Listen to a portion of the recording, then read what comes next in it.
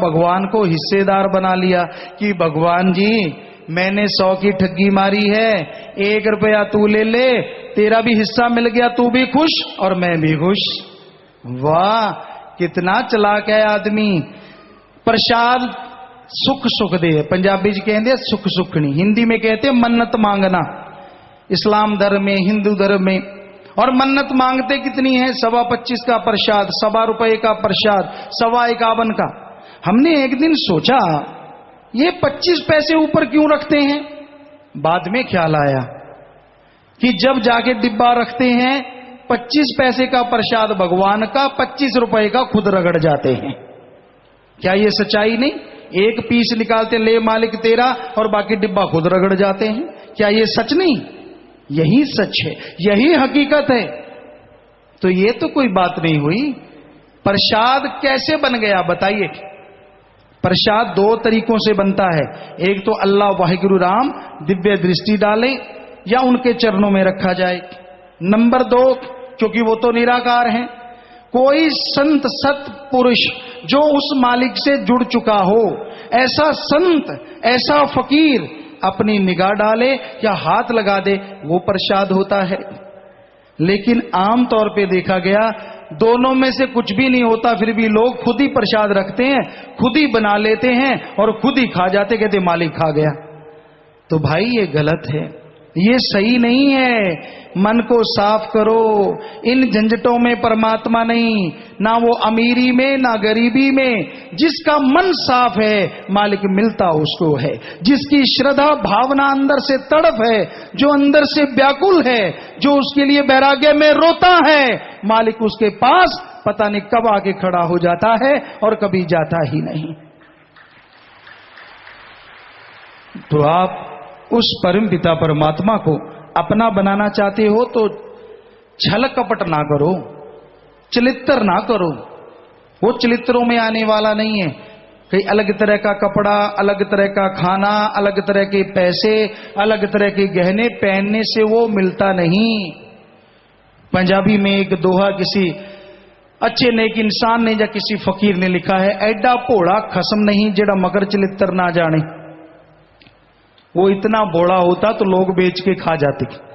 एडा भोला खसम नहीं जेड़ा मगर चलित्र ना जाने, इहदे घर विच ओहिओ बस सकदी जेड़ी सब चतराइयां भुल जावे। जो सारी छल कपट छोड़ दे, सारे नाटक ढोंगबाजी करना छोड़ दे, उसी को सतगुरु का प्यार हमेशा कलयुग में मिलता रहेगा। जितने त्रिया चलित्र, जितने छल कपट आप करते रहोगे, उतना मालिक से दूर होते जाओगे। ये कोई नाटक मंडली नहीं है, यहां पे नाटक करो और पार हो जाओ। हकीकत में अगर अंदर से साफ हो जाओगे, वचनों के साफ, व्यवहार के साफ अगर आप बन जाओगे, तो आपको अल्लाह राम को बुलाने की जरूरत नहीं पड़ेगी। वो आपकी तरफ दौड़ा चलाएगा जी, चल के नहीं बल्कि दौड़ के आएगा। इस कलयुग में अपने आप को पाक पवित्र बना के देखो। तो अपने को पवित्र बनाने के लिए सत्संग ही एक तीर्थ स्थान है। ये हर धर्म में लिखा है कि सत्संग से बढ़ के, भागवत में श्री कृष्ण जी महाराज ने लिखा और धर्मों में संत महापुरुषों ने लिखा कि कलयुग में सत्संग से बढ़ के कोई तीर्थ स्थान नहीं होगा। क्योंकि पता था गुरुओं को कि तीर्थ स्थानों का मिस यूज होगा, गलत तरीके से लोग उसको बनाएंगे या फायदा उठाएंगे। तीर्थ स्थान किस लिए बने, पहले आपको यह बता दें। हमारे सभी धर्मों में पवित्र, अति पवित्र तीर्थ स्थान है। अति पवित्र हमने इसलिए कहा, जो पवित्र गुरु महापुरुषों के हाथों से बने हैं, उनसे पवित्र कोई चीज हो नहीं सकती। तो पवित्र, अति पवित्र तीर्थ स्थान बने हैं। लेकिन वो बने इसलिए थे कि दुनिया में रहता आदमी अल्लाह वाहिगुरु गॉड खुदा रब को भूल जाएगा।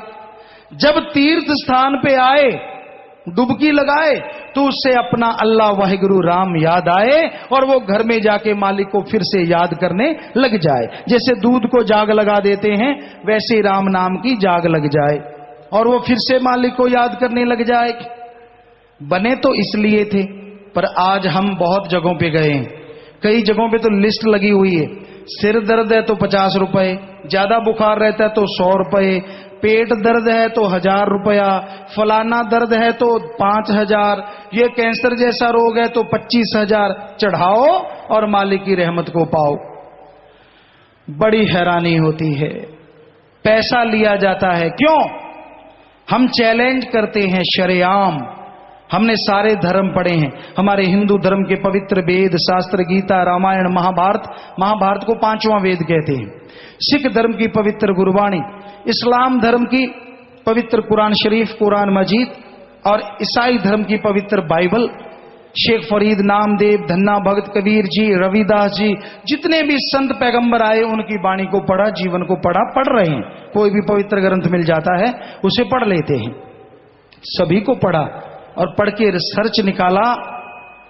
हर धर्म कहता है ओम, अल्लाह, वाहिगुरु, गॉड दाता था, दाता है और दाता ही रहेगा।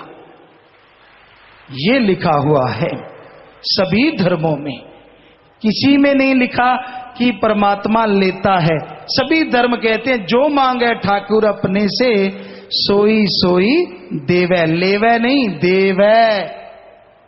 फिर क्यों ले रहे हो भाई उसके नाम पे? क्यों गठरियां उठा रखी हैं? क्यों?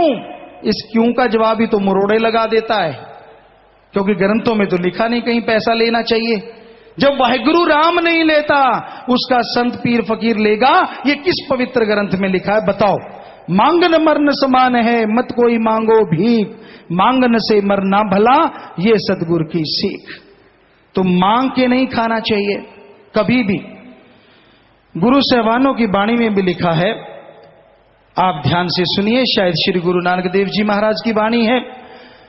गुरु पीर सदाए मंगन जाए। ध्यान देने वाली बात है साथ संगत जी।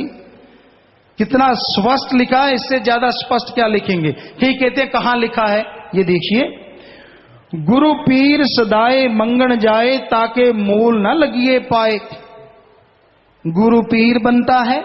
गुरु का मतलब होता है, गु का मतलब अंधकार और रू का मतलब प्रकाश।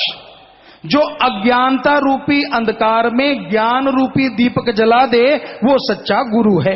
एक तरफ तो गुरु कहलाता है और दूसरी तरफ गुरु पीर सदाए मंगन जाए, और मांगता फिरता है, बगलियां बांध ली, ये बांध लिया, रोटी दे दो, लस्सी दे दो, छाछ दे दो, दूध दे दो, मिर्ची दे दो, जगह जगह मांग रहा है। शर्म नहीं आती? गुरु साहबान क्या कह रहे हैं? ताके मूल ना लागी पाए। कहते उनके पांव की तरफ झुक ना जाना। जो खुद मांग रहा है, मंगता तो बना सकता है, दाता नहीं बना सकता। घाल खाए कुछ हथों दे, काल खाए कुछ हथों दे, नानकरा पछाणिए से।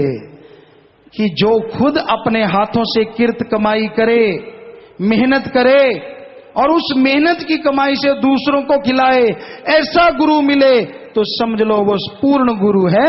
उसके चरणों में झुक जाओ, आपके सामने सारी दुनिया की खुशियां झुक जाएंगी।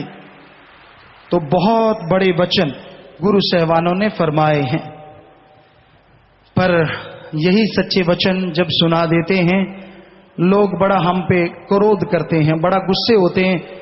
इसी की एक आपको बात कई बार सुनाई है। छत्तीसगढ़ में, अब वो छत्तीसगढ़ में आ गया या शायद महाराष्ट्र में ही है, एक जगह है, जंक्शन है रेलवे स्टेशन का, क्या नाम है उसका? अनूपपुर या अनूपगढ़, ऐसा कोई जगह है, अनूपपुर। बहुत बड़ा जंक्शन है। तो हम सत्संग करके आ रहे थे, शाम का सत्संग वहां रख दिया कि चलो भाई यहीं से ट्रेन चढ़ना है। तो बुल्ले शाह वाली बात, इत खड़के टुकड़ बजे नाले तपे चुल्ला, नाले मेरा साईं राजे, नाले राजे बुल्ला। कि चलो चढ़ना तो है ट्रेन पे, क्यों ना जाते जाते सत्संग भी कर दें इस शहर में। सत्संग रख दिया और बहुत लोग आए, बहुत लोग। छोटा रह गया पंडाल, सेवादारों को उम्मीद नहीं थी, उससे बढ़ के लोग आ गए। रामनवमी थी उस दिन। हमने सत्संग सुनाया, ये चर्चा सुनाई कि मालिक कुछ लेता नहीं देता है। अब ट्रेन तो 9 बजे की थी, लेकिन आई 1 बजे। आपको पता ही है, क्या बताएं। तो हम वहां बैठ गए।